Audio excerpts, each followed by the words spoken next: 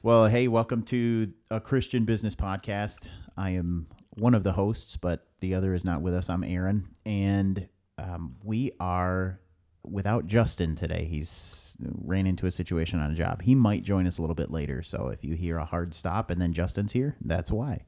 So, and we are here with owners of Visscher Construction. And we're excited to kind of hear their story and how they work together, how they don't work together, and what God's doing in their life and what God's doing in their business. And we'll pick apart like we normally do. So thanks for listening, and we'll dig right in. I do have a short devotion for us here this morning. I was talking with some brothers this morning about the qualifications for leaders in 1 Timothy, and we got to the point where it says, he must be well thought of or well respected or respected, depending on your translation.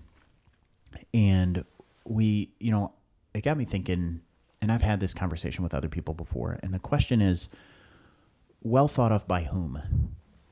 Because if you're not careful with that definition, Jesus couldn't have been an elder, because there's a lot of people that did not think well of Jesus.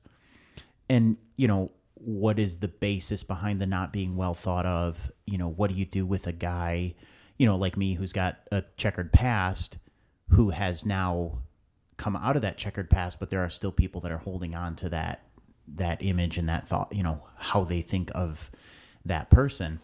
And so the question, I think my first question that'd be cool to just kind of talk about for a second is, well thought of by whom? The people he's leading, the community he's in, that he's ministering to. What would you guys say well thought of? Who is that talking about? Who's thinking well of him? In my mind, that's probably a lot of who he's directly going with every day, who he's working with. If he's being a leader in the church, then the ministries he's in, the people under him. So believers. Yeah, I think it'd have to be a combination of both, like the believers, but also if you put somebody that in a point of leadership, I guess you could probably have the outside world look at them and say, hey, that guy is a jerk to me. He's my neighbor and he's head of this ministry in the church, because if they know him. So I think it's probably well respected by even non-believers, but just people that are mostly in his circle, the people that know him directly, not the he said, she said, Right. No, that makes sense. That makes sense. I like that, because you can get it out of proportion, because there is, to some extent, I mean, he needs to be respected in the community. You can't, now it already deals with he must not be a recent convert. So for someone who is now respected in the Christian community but hasn't been that way for long, he's already disqualified because he's a recent convert. But once he's been tested, now he moves into that well thought of place. And I think you may have, I feel like you've hit the nail on the head that resonates with me of, hey, this guy's a jerk to me. I think that piece of well thought of is more of a current, not a previous. Right. And okay, what do people think of him now? And what do people whose, as much as I hate to say it, whose opinions matter, think about him? Mm-hmm. Well, the opinion of someone truly seeking Christ matters. The opinion of an evangelical atheist, as I've used the term before, I'm not as concerned about, because they're going to hate him because he is contrary to everything that they believe. Right. So he's not going to be respected. But who the people that are in his circles, I like that. I appreciate that. So, but let's go ahead and dig into you guys and your story. Caleb, maybe we'll start with you. Kind of tell us, Caleb BC before Christ, kind of what that looked like, and then Caleb after Christ, and what God has done and what is he doing in your life at this point. Okay. Yeah, so I grew up in a Christian family, going to a small Baptist church. So I was in church since before I could walk. I was in church pretty much every day. Then we went. I got saved when I was 4.5, just before I was 5 in Sunday school. So really, really young. Don't remember a whole lot before then. So growing up in church, I was just always at church. We went to a academy that was part of the church, so I was there all throughout the week, on Saturday, going door to door, inviting people to church, doing bus routes. So grew up very, very involved in the church and got to see both sides, people that were involved with us on a daily basis, and I could see my own spiritual walk go up and down and through fluctuations and different things God was doing in our life, and then also see a lot of what people see, teenagers and stuff that are in the church that were in it like me and then just turn and walk away because it was too far into it, and also saw people that stayed. So got a lot of friends from all sides of it, but it was God's done a lot in my life and just leading us. We lived in Ludington, Michigan. I've been there my whole life. Gone to multiple different churches there. Moved around. Right now we go to Hart Baptist Church, First Baptist Church in Hart. That's been really, really good for us. We're able to get more involved, and our kids feel at home there and are learning, and so that's where we're at right now. Got you.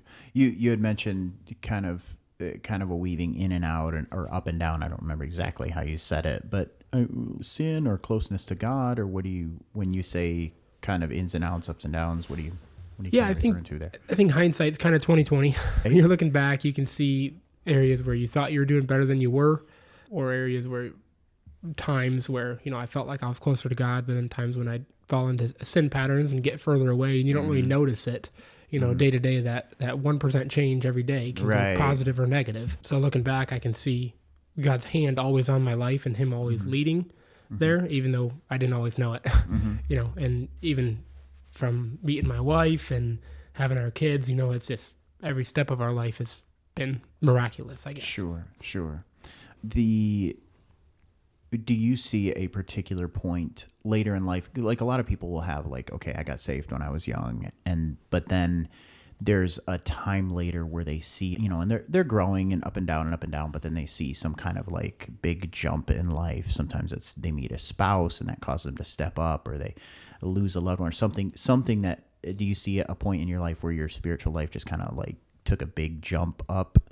Do you see a kind of a Probably a couple different times. I remember my youth pastor was really influential. I don't know, when he came to our church, I had a lot of growth with him and just learning and him challenging us. We were really close with him.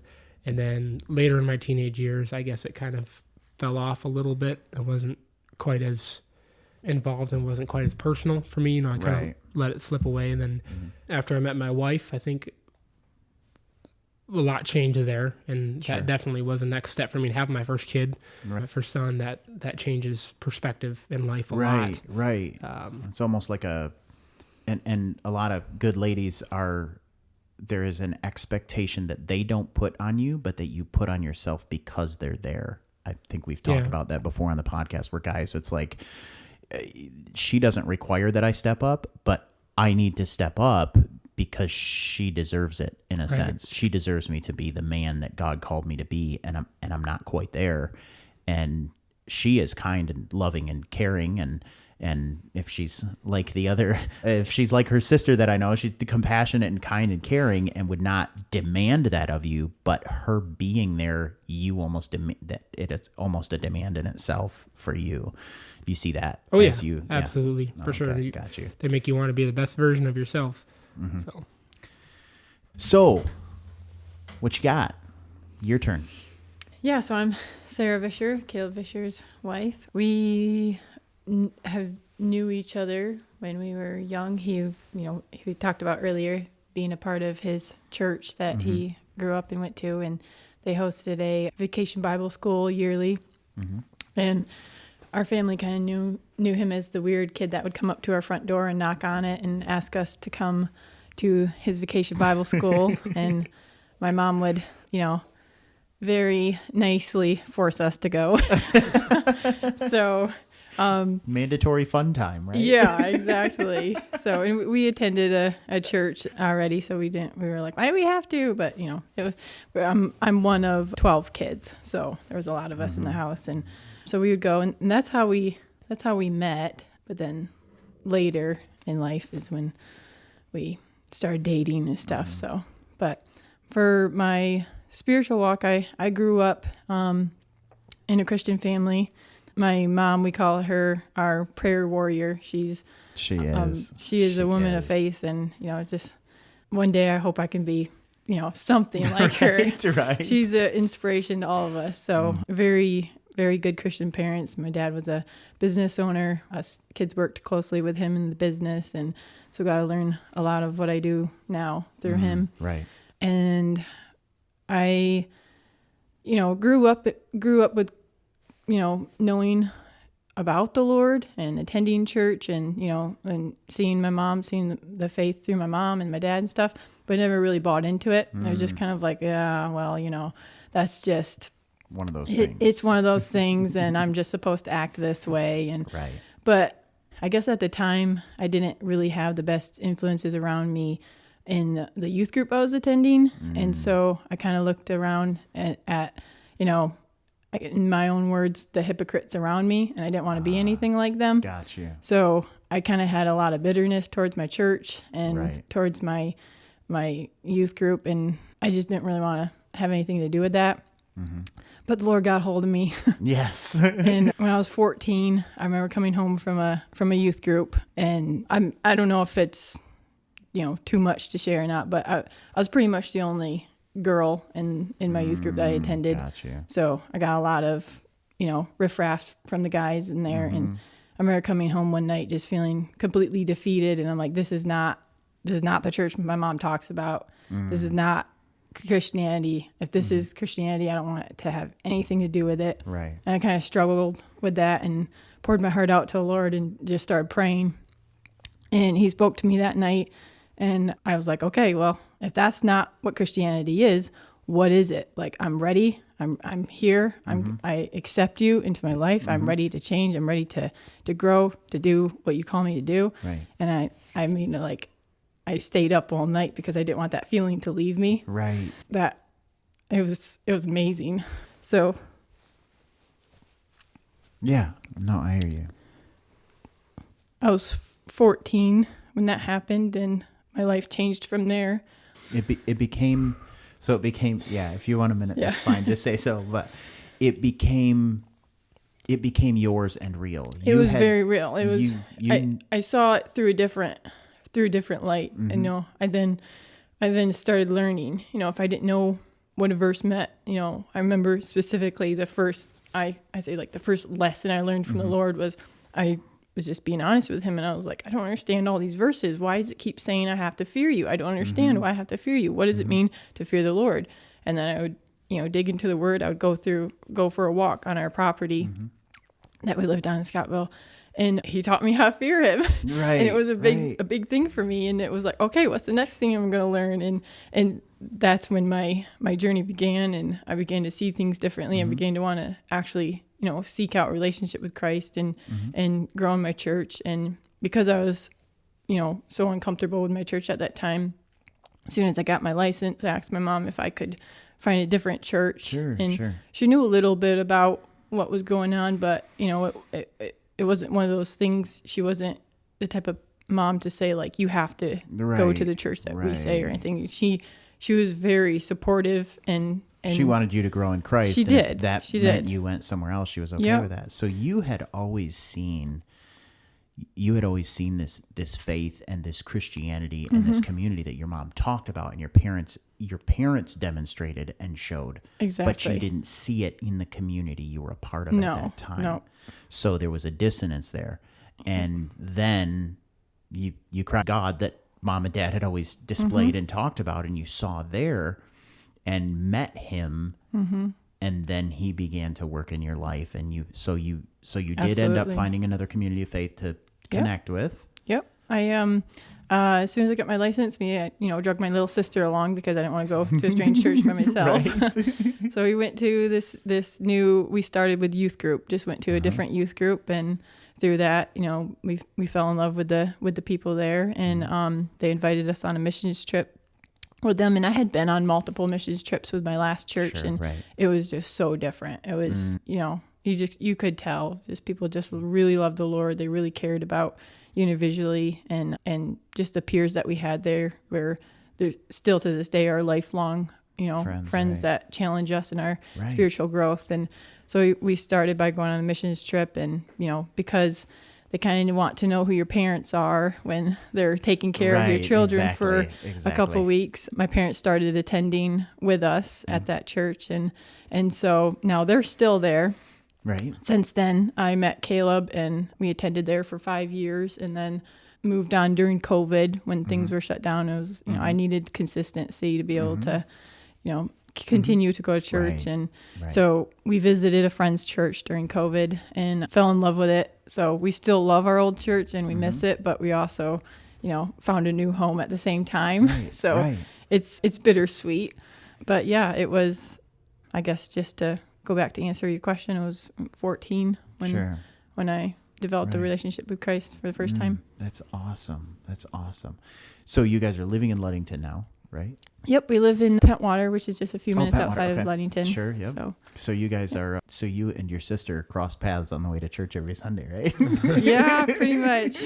They're in Hart and you're going to Ludington. So it's amazing. You move 15 minutes away and you don't know anybody anymore. I know, right? Oh, yeah. Right? Yeah, that was weird. We think we have a global reach because of now all this, technology we have access to, but at the same time, we don't. Like, we're all in our own little worlds and our own. Yeah, I look 10 minutes down the road at Newaygo and it's like, I don't know anybody over there, So, wow. Yep, that was Oceana County for us. We're like, what in the world? What is going on here? Well, I just live 10 minutes away. Why is everybody related here? We joined when we started attending our church we go to now, we were invited to a Bible study right away. And that was really cool. And I don't know, it was probably a year and a half in. We all went on a camping trip together. So we were, doing some camping. And we were just like, why does everybody keep calling, why are they saying grandma and why are they saying uncle? And like, they just must be really close in this church. And we found out that we were the only unrelated people at this entire campsite. We were like, what? Immediately felt uncomfortable after that. It was good though. I've been to a couple churches like that where it's like the church is, 50 people and 43 of them are related. And it's like, okay. Well, this could work. Or it could not. We'll find out here shortly. No, excellent. So, of course, your dad was a contractor. So he did heating and cooling. And cooling. Yep. And so you were kind of familiar with the industry. And then Caleb, where did that come from for you? That hey, I want to go into construction. What? A little bit from my dad. Yeah, a little bit from her dad. So I grew up, my dad was a real estate agent up until like 2008. Okay. And then when the market dropped, he ended up going into drilling. So he was a oil driller, was in Colorado, Pennsylvania. Oh, no kidding. Then he went over to Africa for a while and was in Mozambique, Tunisia, excuse me, all over there. So he was never really in the trades. We had like a hobby farm. So I wanted to go into farming. Oh. And that was my goal. And then I ended up moving out and moving into her dad's basement. She lived in Ludington at the time, and I knew them a little bit, but not too much. So I moved into her dad's basement. And my uncle, actually, John Visscher, he called me out of the blue. I didn't have any work, and he just offered me a job and said, hey, you need work? We show up tomorrow. So showed up, and I'd never done any type of construction before. And I'm like, well, I'll just do this until I can go do agriculture. Right. Which is still, I love farm. We still have a hobby farm now. I love cattle and hogs and everything. And then her dad worked on dairy equipment, so he's like, you do not want to be a farmer. And I may have had some something behind the scenes in there.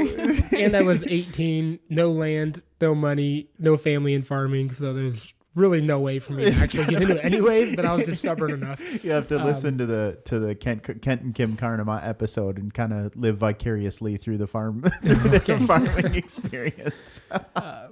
So her dad, I didn't have any money, so I was working off rent. And I was like, well, let me just do this bathroom. I was working with my uncle. I'm like, I can figure it out. So I'd never done a bathroom remodel, and then I just tore it apart, and he let me do whatever I wanted to do, and I did it all. I didn't even really know what I was doing, but it ended up really nice. It was like cedar wrap around the bathroom, new vanity, new floor, ceiling, and nothing crazy. But that's when he's like, you should really actually consider this. You're actually really good at it. I'm like, well, I didn't really think about this. So after about a year and a half of working with my uncle and learning a lot, I went to work for another construction company down in Ludington, doing custom home buildings. So I did everything from framing to trim work and decks and pretty much the whole gambit.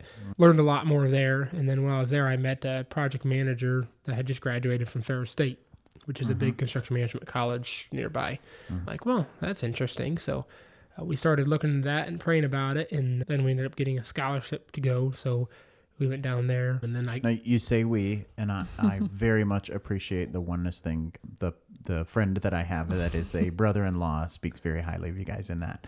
But when you say we, you both went No, it was for just project him. management? No, Okay. yeah, sorry. All right. I get that question a lot. We always, everything we do is just together. Absolutely. Right. So, Right. And I just wanted to clarify, Yeah, was that, just did you both? clarify. Okay. So yeah. That was me, but it was probably Feel just free to as much or more work for her Right. being at home with. At that point, we had our first kid, and the second one was our first son, Joshua, was born. So we got pregnant, and yes, we exactly. had a kid, and birth we was went very to school. traumatic for me. I know, man. I remember when when we were pregnant, it was, all the vomiting and the waking up in the middle of the night and everything, and it was tough on Melissa too. So Yeah, the cravings, they make you eat you have to gain the pregnancy weight. right? I think I gained more weight than her for the first pregnancy. I might have as well. I might have as well.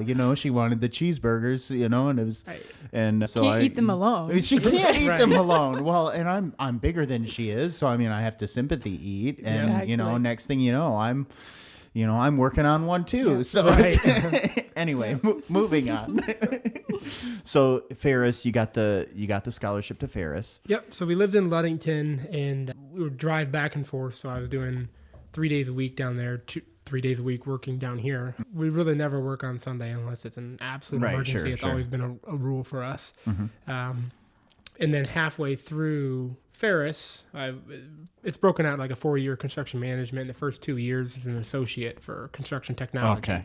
So as I graduated with my associates, just before I was going to graduate with that, our second son got sick with epilepsy. It's called infantile spasm. So Okay. a whole struggle there while we were going to college, and we were in Grand Rapids, DeVos for weeks at a time. And so that was all a really crazy time for us. And then at that time, I was working as a intern at Heidecker Wheat Lake. We built like substations and power lines for consumers. So I was an gotcha. estimator for them while I was going to college. So Okay. working in between, and then still doing side stuff at home. We'd go out and get side jobs on the weekend, and bring the baby out and put it in a porta crib in the yard, and get to work and let him go to sleep under cribs. We just did what we had to do. And Sarah, what part of that process were you involved in terms of doing the side jobs on the weekend and stuff? Were you involved in that at all, or Yeah, I would go out with him, and Swing he a would just hammer tell me and- what to do. swing a hammer and A lot of it Started was out- like, we did a lot of landscaping, so I would be, weeding beds or laying bricks or setting fabric or trimming bushes, Sure, whatever he needed help with, pushing wheelbarrows, shoveling bark. It was always, So you guys from the beginning were like hands-on together. Oh yeah, Okay. Yeah. We've very much going into our marriage. We talked about it a lot, and we don't. Obviously, God created us different. We both have different strengths in different areas, but we are very firm. Like, it's not her area and my area, right? It's work is not off limits there's for her. definitely things that you're know? better at though. And Oh yeah, and like Sure. handling Numbers. the kids, is a lot better. A lot of things she's better at, or making grocery lists, anything like that. But it's not. We never differentiated. Like, this is my work, and the home is your work, right? Right. This is both of us. Whatever we do, we're doing it together. Right. And there's been seasons where that's been easier than other times. But throughout that, after Asher got sick, he recovered and is doing great now. But we weren't. We're like, well, felt God pulling us in a different direction, because now we had to be home for our son. He was on medication and it stuff. was and like complete isolation. Like, the doctors had to come into the house, and they would sanitize in the front entryway, put booties on, scrubs on, stuff. Like, the doctors had to come to our house because if his immune system was like nothing. His immune system was compromised because of medications he was on? Yes. Oh, So he okay. didn't really have an immune system, so we weren't supposed to really bring him out. And you guys going out had to scrub up Exactly. every We were- time you came home we were as risking well. him if we Oh, were my out of the goodness. house, and our older son at the time too. So it kind of put a lot on when he was having to call into work a lot, and we were So just trying to what- figure out what to do. So obviously calling into work a lot, there's financial struggle. Oh yeah. Your child is probably dangerously at sometimes ill, and how long had you been married at this point? That's when Asher was 5 months, so 2 years, maybe. 2.5. So relatively newly married. Mm-hmm. yes. And you were working, you were doing your own thing at this point, or you were working for somebody else? You were working for Heidecker. Well, yeah, up until when Asher got sick and he was actually in the hospital, that's when I couldn't go to Heidecker for weeks. And Right. so they pretty much just sent me a box of my stuff and said, okay, you're This doesn't done. work. So, right. No, and I get it. Right. Yeah, You get it's it. just the way it happened. So that's when we just started doing more side work. Like, hey, I can't hold a normal job right now while Right. going to college and take care of it as Right. one of our I boys. honestly can't remember what you did when Asher was sick. Yeah. Did you work? Yeah, we worked. We just did a lot of side stuff. Well, We when did, you're in, you I know, mean, that's part of trauma is you don't, I Yeah. mean, your brain just shuts off the stuff that's not important and just deals with what's, I mean, here you are, mom, and your baby Yeah. is, Oh, you yeah. know, It was so rough. it's, so what, and then if everything had to be so sanitized and clean and he had to be so protected, Mm-hmm. how did the church and your family surround you to care for you in that time, or were they able to? It was absolutely. It was a miracle just seeing. I mean, because we didn't go into that expecting to be taken care of. We were just surviving the day to day. Right, I mean, right. getting the news that I mean, it all happened so fast. I guess I'm going to backtrack a little bit here, but you know, I'm a nursing mama, so I started noticing some, you know, odd movements in his eyes when I would put him down after nursing. I was like, oh, that was weird. And then it happened like 2 or 3 times. So then I started to freak out, like, oh, okay, What's he's doing wrong? something. I Right. don't know what that means. And I think I showed it to you or something like that. And then I called my mom, and she's like, hey, just follow your mother's intuition. If you think something's wrong, just go to the ER. And we discussed it. And, you know, Ludington doesn't have a neurological department, and we don't have good history with that hospital. And so we're like, you know what, we're just going to do it. We're just going to put him in the car, and we put our 18-month-old in, or however old Joshua was at that time. We drove straight down to DeVos, and, you know, I'm trying to tell the nurses in the emergency room, like, what I was seeing, and they were all kind of, like, looking at me like, okay, sure, you know. all right, new So, mom. yeah, okay. and I'm just, like, That's- praying, like, man, if there's something, like, please help it, and, like, them catch it, like, see it while we're here, because, like, right now I'm thinking, like, oh, okay, maybe he is fine. And then it was a complete God thing, because they have emergency rooms that have, like, the glass doors on the front, so as people are walking down the halls, they could see into your room. And a neural specialist just happened to be walking by our room right as he had another little Episode. twitch thing.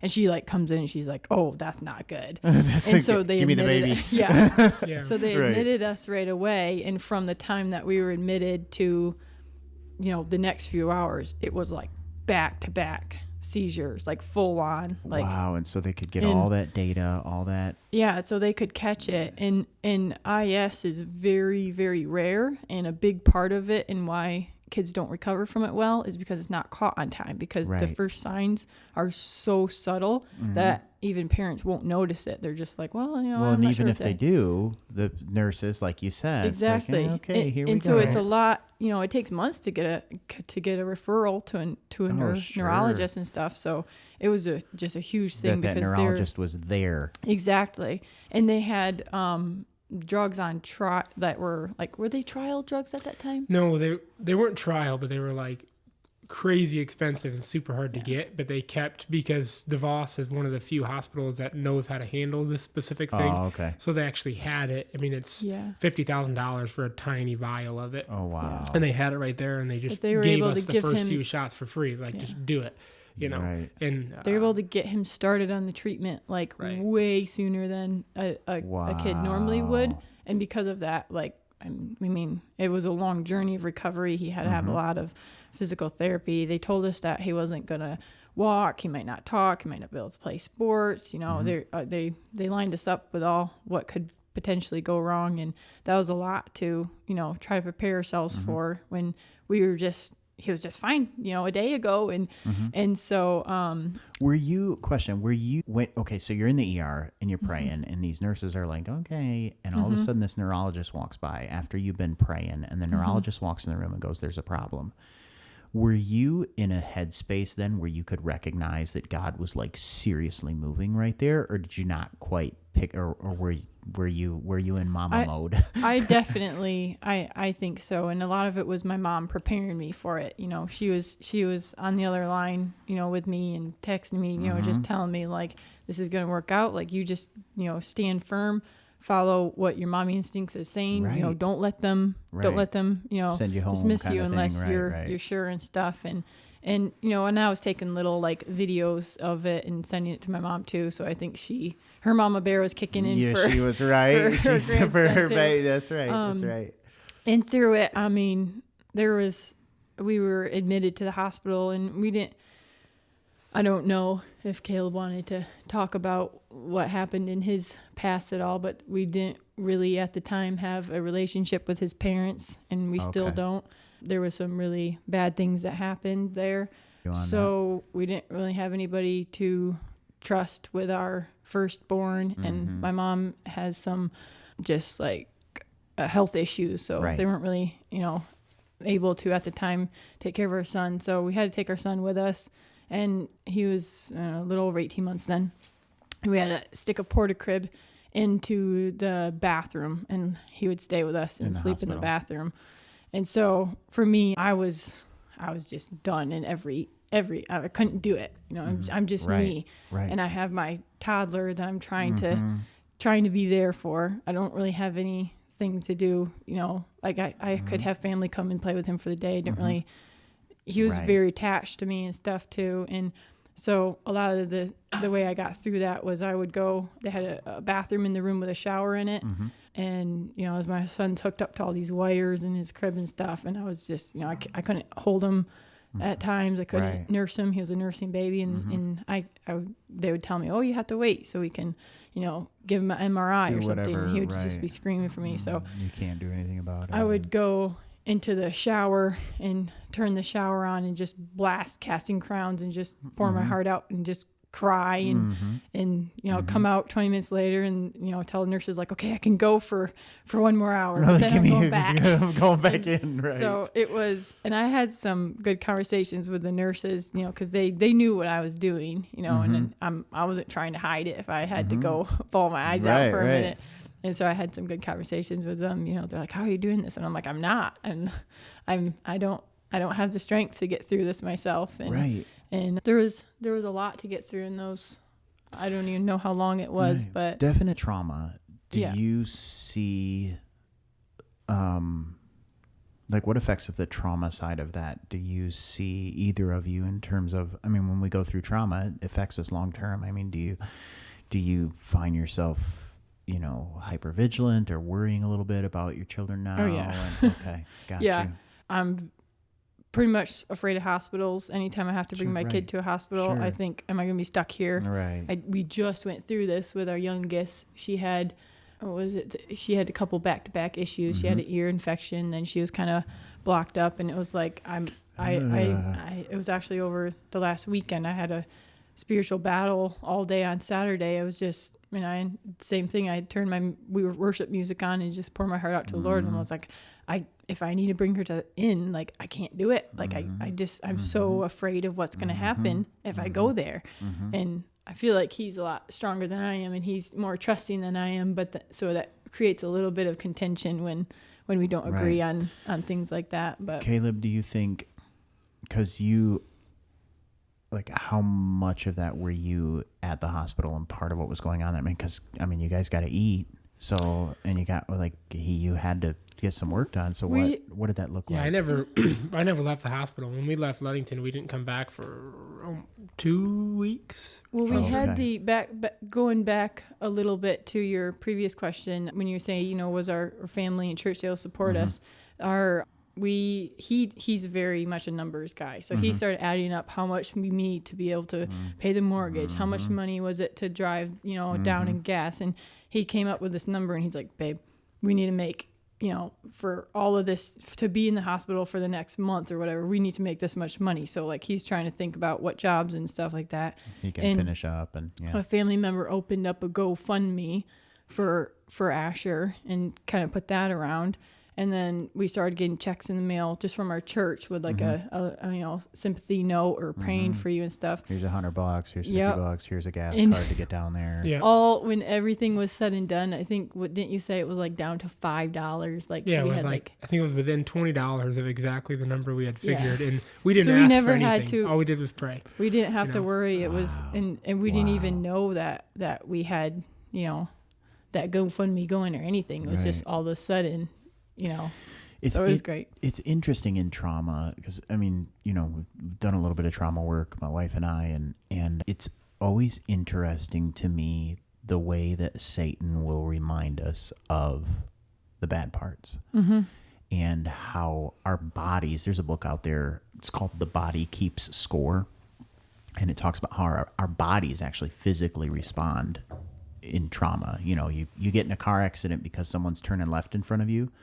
Every time someone turns left in front of you after that, your body responds the same way it would have responded from that.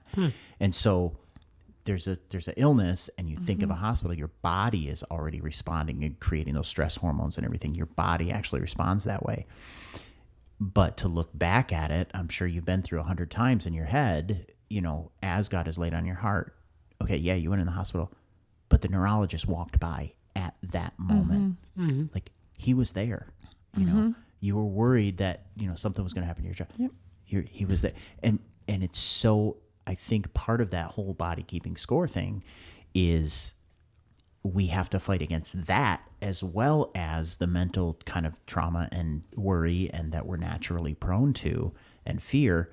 And now we also have to fight against our body that is responding chemically and physically to all of these traumatic issues. What was that song that I kept replaying on Saturday? Because I had the words in the song. They say like, if I could tell myself then. Do you remember?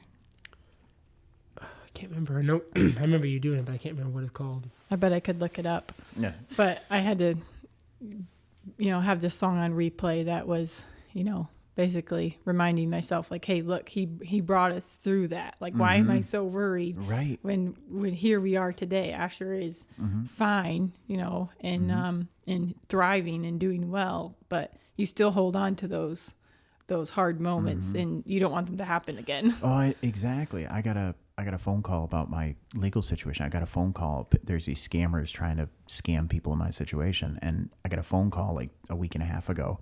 And they said, this is so-and-so sheriff's deputy. We have a problem. You didn't do such and file such and such paperwork. Well, if that were true, it could be up to 2 years in prison for me. And I've been there before during the whole legal process that I went through. I could have been. And so all of that came back. And looking back on it, like 3 weeks before I got that phone call, I got a letter from the sheriff's department saying, hey, there's a scam out here. Oh, wow. But I totally didn't think about it because my body was still responding to 7 years ago when everything started. Like, hello, this is it. And all it took was a call to the sheriff's department and say, hey, do you have a sheriff's or a deputy so-and-so there? No, they haven't been here for 5 years. Oh, well, okay. But my body responded to that in that way, like adrenaline pumping, terrified, just all of that crazy. So you having been at that point already kind of self-employed, so there was some flexibility there. Praise God for that. So now he comes home, you're back home. How did you get from doing a couple landscaping jobs on a weekend to Visscher Construction as it is today? Come out of that. How did that go? You obviously finished your education in project management. Yeah. Yep. So we finished that up and we're a big fan of pros and cons lists. So we made a pros and cons list and we're like, hey, this is the cons of doing something ourselves. Here's the pros and looking for a job. And pretty much we just prayed for God to lead us either way. We went to a job fair and there's a company that we really wanted to work for.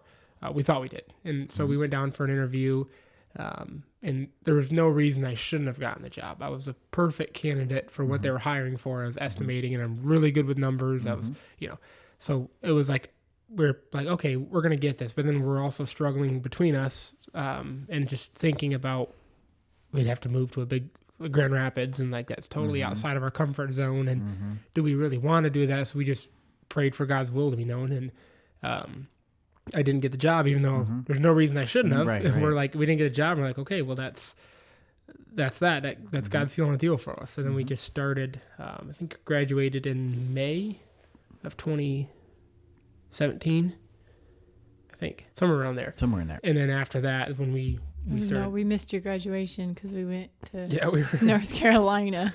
so yeah. So I funny could story, go to a never Casting actually Crowns physically- concert. I never physically graduated from high school or college. You didn't walk. Nope. So, but we came back and we just prayed about, we made a list of like, hey, this is what, if we're to go into business, this is what we want. We want it to be a faith-based company. We want to hire people that are as like-minded as we can. And we want to keep the focus on the focus isn't making money or building some big thing. It's just having a good place to work. The previous construction company that he was at, me as the wife, saw what he came home with on his shoulders, and he wasn't thriving. He wasn't happy. You wanted to do it better. Exactly. And it's like, we can't, like, why are we we can't live like this for the rest of your career. Like, this isn't healthy. This isn't good. And so, yeah. So you started up. Now you guys do, so it's Visscher Construction in Ludington. And what is your primary, what's your bread and butter? The restoration? Well, we have 4 different divisions. It's right actually now. Visscher Construction and Restoration. We changed Construction the name. and Restoration. Yeah, it used to be Visscher Construction and Landscaping, and then you get about after the 500th call to mow somebody's lawn. We're like, okay, let's get rid of landscaping. We never mowed lawns. We just did hardscaping. But as the company grew, I mean, we never had we never were trying to grow the company, right? It's just kind of God having his hand on it and us. You get a we phone just call, look you up take one the day, job. yeah, and then you get a good applicant and you hire them, and you just all of a sudden you look up and it's like, whoa, not sure how God did that, but now we started just doing everything, whatever anybody calls, we'd go door to door looking for jobs and just whatever it took. And right now we have 4 divisions. We have a new build division, exteriors like roofing, siding, windows, decks. And we have an insurance restoration division, which is water damage, water, and trees all that on kind of houses, stuff, fire, whatever, all that kind of stuff. And then we also do remodels, just normal remodels. Sure. New kitchen, new bath. I need to update the space. Okay. So we kind of we have people that focus in each one. So they have a project manager over each division. What service area? What's your service area? You go up to where? Mason Lake, Oceana, Manistee. Yeah. Okay. So kind of around. Okay, along the lake shore there. Yep. Got you. So one of the things, so the connection we have is one of my best friends is a brother-in-law to Sarah, and has now started working with you guys. Loves the atmosphere. Where he came from was kind of a similar, like, this is not the group of people that I want to be with on a daily basis. And so you guys, try to hire within that. Where several of the folks we've had on the podcast view their business as a huge opportunity for ministry to people who don't know Christ. And I love both sides of it. I love the creating a work environment for people who are believers, who need to be in a situation every day where everybody's like-minded. But I also love the concept of using the business that God gave us to minister to the world around us, whether that's customers or employees. So do you guys, what does it look like for you to bring on or work with people who are non-Christians in terms of a ministry area? Or is that something that you guys are, because I think it's totally okay for a company to say, our ministry is our ministry, and we're going to minister to people individually, and in the company, we're going to make sure people are not overburdened with spiritual issues in the workplace, so that they can minister outside of the workplace. Where do you guys fall? Are you let's minister to employees, or let's make sure our people are in a safe spiritual place so that they can minister outside of work? Where do you guys fall? We don't try to, specify either one. A lot of it is just wherever we feel the Lord leading us to. We do a lot of praying before an interview. We won't hire somebody because they're not a Christian. We don't. But it definitely factors in if they are. It helps. It helps, us know, okay, well, you're going to be working with so-and-so. They're also a believer. That might be helpful. If we do, inside the company, we do have, a few non-believers, and we try to make it, as comfortable for them as possible. We don't try to. Pretty much we tell them when they come on, we say, hey, we're a Christian company. We don't expect that you have to be that to be here, but we expect you to be able to respect that. And, we pray before meetings. We pray before meals. We do devotions on Monday morning as a company. All of our decisions are based on the moral guidelines of the Bible. And all I ask is that you have to be comfortable with that, because that's who we are. That's who we're going to be. One of our core values is Colossians 3:23. So if you're going to be here, that has to be a core value. It doesn't mean you have to be a Christian. We're not here to judge. That's really up to your cause. It's part of the core value. This is who we are, and you have to get behind who we are as a company to be here. I'm bummed that Justin's not here, because he's it's similar to the conversation of episode 1. If you haven't heard that one yet, I don't know if you have to, because it's kind of the same conversation. Okay. But that's good. So you do have a bit of a ministry to those that work for you. So you are bringing on people. So it's not like you're trying to build a Christian team. You're trying to build a good team that follows your core values. And if they happen to be Christians, you're going to minister to them in creating an environment that's spiritually adding to them so that they can minister in the world. And if they don't know Christ, that you're being an example of Christ and displaying the gospel on a daily basis. Do you guys use a lot of subcontractors? Oh yeah, that's okay. And so, do you see a ministry there? Absolutely. Oh yeah, we have a lot of subcontractors that are actually Christian companies too, which is really cool. Yeah. We have a talk with the owners, but we definitely view that as a ministry for us. We'll tell them the same thing. We say, hey, we're a Christian company. This is how we act, and we expect you to act the same on our job sites. I don't even think we have to say it. They know. We've gotten some kooky questions before. like what are you? You guys are like, what kind of religious thing are you guys like? Do you have to be in the Baptist church or something? And I'm like, no, we're just believers. We believe in the Lord Jesus Christ. Love Jesus. And so I've gotten quite a few interesting questions and stuff, but they see us, when we bring a job site out, pizza or something, we'll all get in a circle, pray for our food, and you see somebody put their pizza down. Like, what are you guys doing? You're fine. You're good. And I You're was good. like, hey, no, you're comfortable. Come join us, and we're gonna. And the guys will sit around and they start talking about their church or what they're doing, or if somebody has something they would like us to be praying over. So a lot of that just creates natural conversation, natural curiosity for the subcontractors or other employees around them that are unbelievers.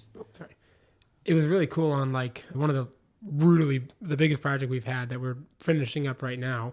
We had probably 40 people there for a couple of days. We had a huge project. It was a big apartment complex. We were tearing burn trusses off and a lot of coordination, but we had 5 different companies there. I mean, crane guys, roofers, framers, general laborers, our guys, safety supervisors, all kinds of stuff. And it was really cool because we all before we started work every morning, everybody come together, take your hard hat off, and we'd have a group prayer with everybody, praying for safety and just little things like that where you can pray over somebody that you're working with, and it's just we're not called to be the end goal. That's up to the Lord. Seeds, right? Right. Yeah. We're just there to be one person along the way, just pointing them towards Christ. Right. One waters, another, one plants, another waters, and God provides the growth. So, good.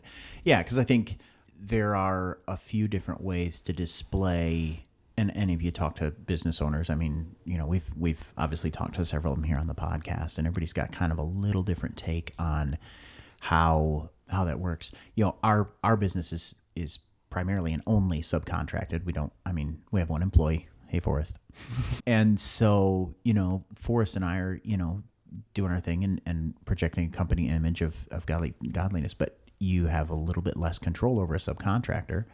But you have a big ministry there sometimes too. Everything from, a guy who's, you might have a guy who's, we had one guy ended up in jail. He was supposed to be on a job and he didn't show up. And it's because he was in jail. Multiple. Exactly. So, what an opportunity when he gets out to say, all right, you learn your lesson, you're ready to get back to work and join become a productive member of society, because we'll give you a second chance, because you know what, and here's why, and you communicate that clearly. Look, you get a second chance because we got a second chance. And the God who loves us gave us a second and a third and a fourth and a fifth chance. And so I'm going to give you a second chance to, in response to that. So, wow, what a ministry opportunity. As far as it gets to, okay, we're going to show up on the job site and we have less control over that. Thankfully, I think the guys that we work with right now, if I rolled up on the job site and I said, guys, we got, high wind situation, we're 30 feet in the air, I would like to, take a couple minutes and pray. I think, the one crew I'm thinking of, I think they'd be cool with it. It's interesting what you can, I don't want to say get away with, but get away with it. Interesting what you can get away with in practicing your faith with people you've built a relationship with. Right. When we go out to eat, the two lead subcontractors, like we have an outing this afternoon here. We're gonna go play a little indoor golf and have something to eat with some suppliers and some subcontractors. And they know that when the waitress brings the food, that I'm gonna ask the waitress how we can pray for her. And they know, they expect it. It's not weird for them. Like the first time they're like, okay, but like now they know to expect it. And it's interesting what you can, quotes, get away with in exercising your faith once you've built a relationship with people. And I think that's one of the pieces of being a business owner, as God's call to you is to now be able to control the space a little bit more. And so I just appreciate being able to do that. I do encourage business owners who are like, yeah, I'm a Christian and I have my business and, well, I'm just going to lead by example. We work with a lot of Amish contractors, and the ones in particular that I'm thinking of are not so forward with their faith, but their lifestyle is so different that people can see it. And they're like, hey, the way we show up, we're not playing nasty music, we're respectful, everything that's kind of a picture of the gospel. And my encouragement to them is, okay, that's great, but there are a lot of nice and professional contractors out there. Where do we become different as Christians? And it's not just being nice. It's not just being professional. I think there's more to it than that. And I appreciate from what my friend has told me that now works for you is that you are more than just being a good business owner, that your faith is loud in your business, from what I have heard of you guys. This is, for those of you listening, this is the first time I've met them, but I hear that your faith is loud, and I think it's really good, and God has given us a platform as business owners to make our faith loud, because there's not somebody over us that's going to say, oh no, you can't do that with your employees. You are the person who determines that. Right. And so I just appreciate that knowing about you guys. How many kids do you have now? 5. 5. You have 5 kids now. How old's the oldest? He's 8. He's 8. He comes along sometimes. That Oh kind yeah. of thing? He was Okay. working with me last night till about Okay. 9 o'clock at one of our job sites. Okay. So he loves Public it. school, Christian school, homeschool? Homeschooled. Homeschool. So you are homeschooling. Yep. Wait a minute. You're one of those. Oh yeah. We Yeah. homeschool as well. Awesome. So portion of time, how many hours do you spend in the business and how many hours do you spend as a mom? I mean, yes, I All know of there's them. overlap. Right. I was going to say, I know there's a lot of overlap, but like intentional mom time, homeschooling, teaching versus running books and So- hammering nails. Our big thing is we go in seasons. Yep. So I like that. right now it's our Write season. that down if you're listening. We go inside. That is gold right there. We're going to I've put that never in been the intro. quoted before. We're going to put that in the intro. I see right. where this is going, and I feel love special. it. I think we have to kick back copyrights back to Christy Wright with Ramsey for that. Yeah. Go lay it out. What do we got? I'm So like excited. right now we're in the season of growing our business. We have like next week we're going to be going all week on a business trip, and 2 weeks after that, we're going to, going to be on another one. And so right now I'm heavy in the season of helping, with growing the business. And, we have a lot of changes right now. And then we have seasons where I'm just home every day with the kids all day. Schooling and parenting. And while I am in the season of, business, I try to keep the kids involved in it. Like my oldest he's helping me on, I just picked one of the projects that I'm working on and just, asked him like, hey, Joshua, you see this house? You see what this is my goal. This is what we have to do for it. This is what I have to get done. Do you want to do it with me? And yeah. So I've had him, doing, from making a shopping list to what we need to get and ordering things and, sure. and assembling stuff. And so he's been doing really good on this one project that we've been working on.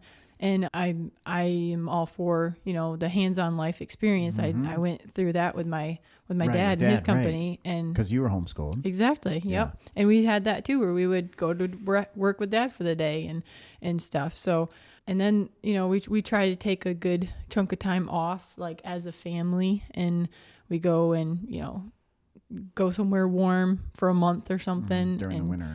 Yep. Try to, work on, sometimes it's like, okay, let's get this kid out of pull-ups, let's get this kid reading better. Let's get, kind of parenting project. Yeah. And that's our season of, okay, this is our season to focus on, these areas as a family or, so yeah, I guess that's, do you have any other input on how we do that? Yeah, I think this seasons has been a big thing that's helped us do everything in life. A season of a child teething or a toddler with a kid, or a season of growth for a business. Right. The business goes through cycles. So we had exponential growth very, very fast, and then we had to forcibly slow it down a little bit. And then post-COVID, then we started growing a lot more, and now we've gone to like the Dave Ramsey Master Series conference, which is like phenomenal. So we went down there again this year, and that's always been a big chunk of growth. So after that, we're always really busy, but now we're getting to the point where, we've worked like crazy over the past 8 years growing the business, and now we're not physically on job sites working, she's doing a rental that we're fixing up right now, like putting furniture in and all that and getting that ready. But we have a lot more time we're not working 80 hours a week anymore, growing the company. The company at that season, right? That's and what then you were. Last year, God kind of forced us to slow down a little bit. I had some neurological issues, and I had like a stress overload last year, and my brain just kind of shut down.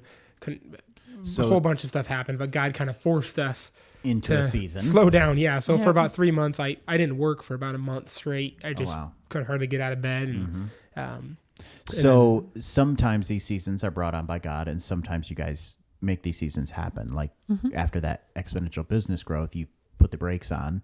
Yeah. And so you caused that season, but a child teething, you didn't cause that season, but your season of rest in that month, you caused that season. So some of those seasons come from God and some of those seasons come from you. Yeah. And I mean, obviously through God's sovereignty and whatnot, we can argue that all day long. But so have you always been in that place of seasons, or is that something that kind of you guys kind of discovered along the way? I'd say like 2 years ago. I think it was from Christy Wright, when she used to be a Ramsey personality. And I think it was 3 years ago, her and I went to the conference, and she had a spousal track. So I went to a whole bunch of classes and she came to some of them. And that's when we had kind of known the concept, but that's when it really hit home with both of us. She was talking about how she was doing a book launch. So she was like crazy busy all over the place. And she's like, I'd walk upstairs and walk across my kids' play loft and walk over all the toys. And it was just like, not right now. Like the importance, I'm not in a season of keeping the house perfectly clean right now. Right. I'm in a season of, I'm at work, and when I'm home, I'm going to be with my kids. Yep. Right. So that's when it implemented a lot of things, like Mondays are really busy for us as we host our, Monday morning breakfast with all the guys, and we do our company devotional then, and then we have our leadership meetings and sales and marketing meetings, and it's just mom and dad are in meetings all day. And they're kind of, like, okay, stay with the babysitter.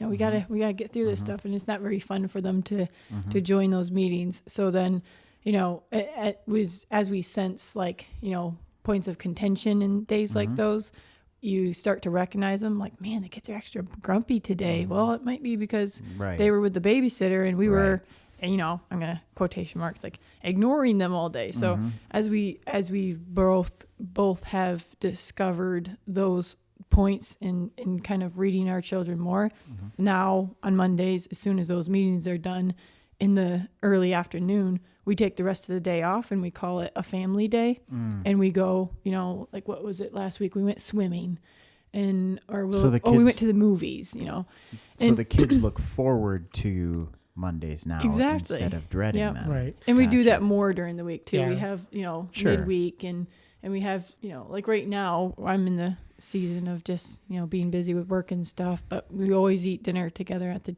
dinner table. One of the new things I've implemented is like we turn off all the lights in the house and we have a candlelight dinner and put the nice. phones away, and that's fun for them and it's exciting for them, and summer things will slow down and we'll be out. We have a pond on our property. We'll be swimming a lot, and we do school all year round too. I guess I should have mentioned that. But earlier. obviously not 5 days a week, Right. 6 hours Yeah. a day. We just Right. never stop learning. Right, exactly. No. One of our So- core values is lifelong learning. So we're both always reading and growing, and we teach our kids the same way. We don't want to raise somebody not like coming across in a crazy way, but like I'm not going to put them through the government program of raising somebody to be an employee at a factory, right? Like that's not what we're training them. We're raising them to be godly men and which godly may women end and up in a be- factory. Yeah, they may end but- up there, but that's not like we don't have to follow the social norms to get there. Exactly. Right? So they Exactly. can come into our life, they can be part of the business, and if there's a harder season with the kids, that means we slow down on the business for a little bit, but just the two of us, and focus on the kids more, and then it goes back and forth. But just bringing them into every area of our life. I mean, all of my kids have been on active job sites. Even the 1-year-old is walking Right. around going. So they grow up in that. Yeah. So we just don't Well, want they them learn to deal with people. We don't want them to wonder what mom and dad do. Yeah. Right, exactly. Well, and I think that hit me a while back. Somebody had asked my son, what does your dad do? And he said, my dad talks on the phone for a living. And I was like, okay, kinda. Yeah. Okay, maybe a lot. But when you're wearing that hat of sales, project management, and CEO, it's kind of what you do for a living. Yeah. But the concept of, okay, it's more than that. And so we started having conversations. I started bringing them along, and they found out that 65% of daddy's job is talking on the phone. Yep. But we kind of had that too. Our oldest son, and I think for me, it was always me trying to get Caleb on, like, hey, babe, just let's look at it like this with me. But I don't think it changed for you until Joshua went up to you, and he had been wanting to spend time with Caleb, building a fort in the woods, and he kept asking him. And then he comes up to him one day, and he's like, how much do I have to pay you to come in the woods and play with me? ouch. Yeah. And then he was, and we talked to him about that, and we were like, why are you trying to pay dad? And he's like, well, isn't that what dad wants? Is he just wants money? Well, then we kind of, ouch. we dug into it, and we realized whenever something wrong in the business happens, when customers are complaining or discussing, it's Caleb that's taking those phone calls, and he's the one discussing how the bills are, and all those things. And that's what our oldest son was hearing. He wasn't hearing anything else but we need to get paid for this, and we need to get these bills paid. We need to run payroll. We need and to close this job out. We exactly. Need to, And that's all Yeah. he was hearing. And so that was a big turning point, I think, for you, because then you realized, like, okay, maybe we should be explaining a little bit better what we are doing. how things And happen. It's not Right. just about, he was like, it's not just about getting money, and It just happens to be It just- a big part of my job. Big is- part of your job, is the making sure the bills finances, are paid. Right, yeah. right. But that's what our 8-year-old was hearing, though. Is Yep. that's With Kinda kids, hard- it doesn't really matter what the truth is. It matters Right, what their perspective is, yeah. and how you portray your Yes. work life. Like even my dad, when he worked on the rigs, he was gone for 5 weeks at a time and would come home, but I still have no idea what he actually did. Right. Right? It's like Right, I know right. he was gone, and I know he did something to get Something oil with out of the oil, ground, right, but right. I don't know what that looked like or anything. So just They trying to be intentional about that, and just oversharing. When in doubt, overshare, and kind of just explain to them a little bit and, bring them to the office with me and like, okay, you might not have much to do, but you can still come. I'm going to push back a little on oversharing. It's kind of fun. I think if we overshare, I think we need to overshare the big picture. The whole right, exactly. Because for a time there, winter in construction, for some reason, for my company, we do all outside work, siding, roofing, right? And during the wintertime, it seems like all our problems happen. Right. And so December, January, there's not a whole lot of work going on, not a whole lot of jobs going on, but I'm on the phone putting out fires for 2 months. And my wife is not involved in the business at all. That's what she hears as the problems. She's like, everything okay? Well, wait a minute. We just, closed our biggest project ever. And, she didn't hear that conversation, but she heard about the project where we lost, 5 days worth of labor because of a mistake, And so she's like, I've had the same problem where, because I'm on the leadership team, and that's where we come once a week and discuss any problems or ideas or anything like that. I think before you were on the leadership team, it was harder when she wasn't in when there you weren't part of all of it. Yeah. But even on the leadership team, you don't really talk about, hey, we had a customer that was, gave really us happy, a good, right? yeah. And so, there's times where I'm like, does anybody like anything we do? Right? Like, Exactly. Yeah. Like, why do we they have keep calling us? why do we have all these crews if they keep screwing? No, but wait, just a minute. Yeah. Wait, just a minute. Because I'm not in the day-to-day. We just job picked up site. another 2 5-star reviews that mentioned the crew. Right. Right. But I've literally gone through the same thing recently. So oversharing is good as long as we overshare the total picture. Yeah. And the good as well as the bad, or the bad as well as the good. Because if everything's candy and roses, and all of a sudden we got to, maybe not take that extra vacation this summer. Well, wait a minute. I thought everything was wonderful. Well, we had a little bit of an issue, Yeah. So I think, one of the things we like to do on the podcast is this has been a ministry to some folks who are new in business. Just hearing even from newer people, like when we had Grant Swinger on, who had just come in and had some, transition from employee to business owner, and that was really helpful. Some people that have been in similar industries. We're heavy in the construction industry in our podcast because that's where I am, and that's where Justin is. But it's been a blessing to a lot of people starting in business, and so I'd like you guys to take a minute and just kind of think and speak to, and if it takes you a minute to think and put it together, we can pause and come back, and it'll be seconds for them. But put together a couple of nuggets to give to people who are maybe thinking about starting a business of their own, or just started and going through some of those growing pains, or, big families, kind of people in similar to your situation, and give a couple of good nuggets. I want you to keep 2 people in mind. One person is kind of new into that business owner prospect, but has been a believer. But then I also want you to speak to someone who is a business owner and has been, and recently came to Christ and wants to know what that should look like in the business world. And we've talked about a lot of that, but could you summarize in a couple of points? Each of you give a couple of points of advice to these people, just some nuggets for them to take away. As I can start then, I would, for anybody wanting to start their own business, or, thinking about, I would write your expectations down. Just set those expectations and then remember those. When you're hiring people, let them know what those expectations are. And a lot of times it's easier to just be like, okay, I need another person to fill this spot. You'll do fine, and just stick those people in there. But you don't want to lose sight of the big picture. Don't settle. Right. So expectations as far as people that you're going to work with.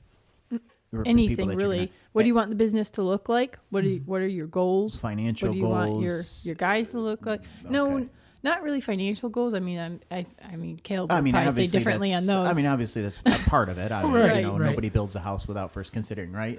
So, but more on what is your expectation of what day-to-day life looks like? What is your expectation for your family? What is expectation for the people that are going to be working for you? What is your expectation of who your customer is going to be?